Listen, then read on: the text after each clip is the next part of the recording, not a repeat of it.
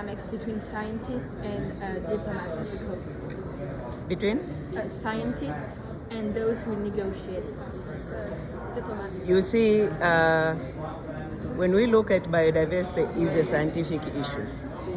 And the scientists, and as you may have seen the recent reports, the science of biodiversity or the loss of biodiversity has actually reached unprecedented rates in the history of humankind. Over 1 million species going to extinction, 75% of the land degraded, 66% of the marine environment polluted, 85% of the wetlands disappearing, 50% of coral reefs have actually disappeared, and we human beings or human activities have already altered 97% of the ecosystem. So these are the scientific statistics we are dealing with.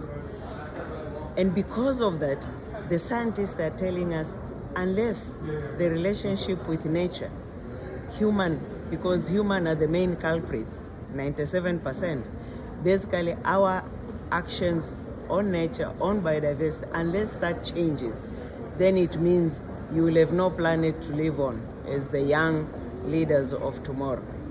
And they are putting pressure that action needs to take place today. We are already late, and this is our last chance. And this is what is negotiated. So the negotiations have been basically responding to the scientific evidence on the status of biodiversity.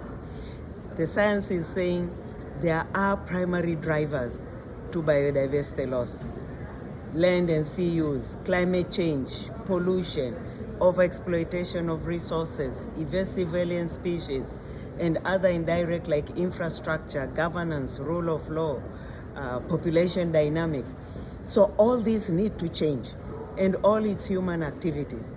This is what is being negotiated, so that by 2030, we will be, or hopefully to succeed, to reverse and halt the loss of biodiversity, so that by 2050, then all human beings will be able to live in harmony with nature. And what does harmony in nature mean? That will be the time when biodiversity is well managed, conserved, preserved, protected, restored, maintained, and the resources coming from biodiversity are fairly and equitably also shared. So what is expected here is in response to this scientific evidence before us, which is scaring and worrying. But then what will be adopted here is a document. That document will need to be implemented to really make that difference, to really respond to halting and reversing the loss of biodiversity by actually dealing with those direct and indirect drivers of biodiversity loss.